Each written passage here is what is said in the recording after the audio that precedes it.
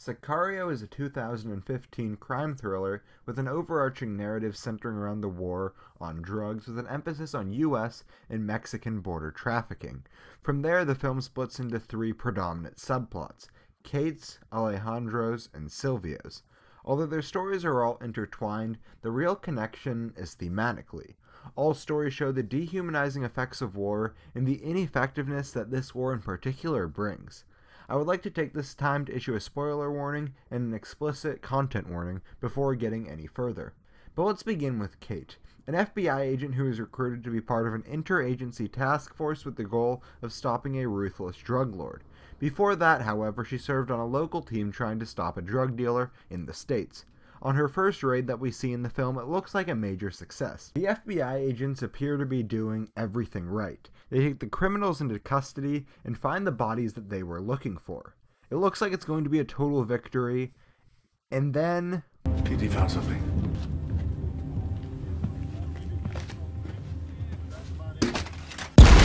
In most movies, there is a sense of right and wrong. This early on in a movie, good things usually happen to good people. However, in this movie, things happen to people. It doesn't matter if they're good or bad or somewhere in between. After that, she gets drafted into this task force, and she slowly turns into someone excited about stopping the cartel. Do we get an opportunity of the men responsible for today? Into an emotionally drained and defeated agent. After having seen the events, it should come to no surprise that she ends up being defeated after everything happens. She sees horrible events, she is shot at, forced to kill, and all of this happens on her first day on the job. After that, she is manipulated, used, lied to. You used me as bait. Now you used yourself as bait. Seduced by someone who then tries to, and almost succeeds in killing her, and then she is told that she is not an essential part of the team. CIA can't operate within U.S. borders without a domestic agency attached. On her final raid, she gets left behind, and because of this, she stumbles upon Alejandro, someone who acted like a mentor to her, betraying everything that they had been working for before he shoots her. Right now. What's interesting is that you can see her breaking from techniques shown by director Denis Villeneuve. She picks up smoking on the first day. Can I have one of those? And after that, whenever she has to deal with a hard or stressful moment, she uses smoking as a vice. However, in her final scene, she is smoking without a stressful moment happening just before. The vice she took up to try and calm herself is now a recreation. She does it out of a hobby. The color of her shirt also has some significance. At the beginning, she wears a brighter blue shirt that eventually turns into a washed-out gray shirt at the end of the film. Kate slowly deteriorates into something that can be viewed as less than human. That is the toll that this mission has taken from her. She severed a relationship that was very important to her. I say that she became less than human because she breaks her own moral guidelines. Her time spent with the interagency task force taught her, above all else, what people morally view as wrong may be needed in order to achieve what most people view as right. Things like torture, and of course the manipulation we had already touched upon earlier with Kate, who sees all of this, and because of that, it breaks her. Kate shows the steady process of dehumanization. She starts out ambitious and turns into someone defeated. But when looking at the character of Alejandro, he tells more of a story of redemption. Before the film even began, we learn that his entire family was murdered. And upon his introduction, he has been beaten down emotionally. However, as the film continues, we see his path of vengeance begin before he finally has a chance to avenge his family's death. His family was taken from him, so he took the family of the man who took everything from him. However, this begs the question, what can cause redemption after having had everything taken from you? According to this film, the answer is nothing.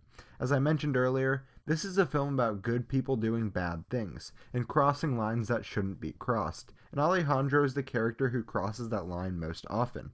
You never see Josh Brolin's character Matt doing these events, you never see Kate doing these events, it is always Alejandro. He is essentially a contract mercenary, and the DEA hires him so he can do these terrible acts to try and achieve a greater good. However, these acts have taken a toll on Alejandro. By the time he gets his revenge, he should be a redeemed person. He has killed the man who has stripped him to nothing, and yet, after killing him, nothing important happens. His life is the same. It always was and it always will be. After he kills the family, he has a conversation with Kate, in which he tells her, You remind me of the daughter they took away from me. despite him trying to get justice for his family, they are still present on his mind. Moreover, he is still doing what he has always done. He goes to talk to Kate to obtain an illegal signature. He leaves the same man as he was in the beginning. The idea of a failed redemption is also clear with the character of Silvio, in the country of Mexico in general. Silvio was someone with a very interesting past. He was part of the Mexican State Police, a group that has already been established as corrupt, that works for the cartel, and as we soon come to learn, Silvio runs drugs for the cartel. What is interesting is that the film doesn't paint him in a negative light. Instead, it paints what he does in a negative light. This leads the viewers to be able to form their own opinions about him and what he does. Personally, I think that he is a good person who is forced to do bad things. Just like the Interagency Task Force, his character echoes the main theme that centers around the task force. His character is one of the most important in the entire film, and is used to tie the main storyline together with the main theme in the movie, which is that the war on drugs simply does not help. After spending the entire movie rooting for this unique group of heroes, wanting them to succeed, and having this idea in our heads that if they do succeed, it will help out. However, after our characters succeed, we cut to Silvio's son playing soccer, and then we hear...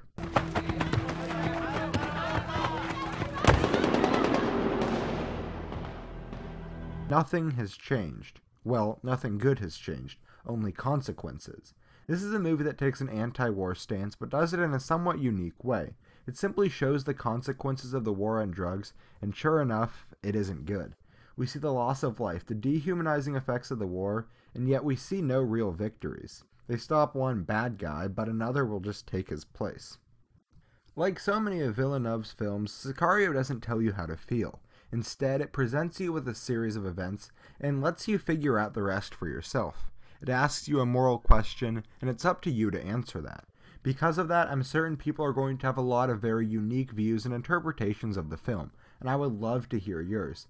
So make sure you drop a comment and tell me what you think about this movie and what your interpretation of some of the events in this movie are. Drop a like if you enjoyed this video, and subscribe so you can join me next time, in which I'll be discussing the film Her.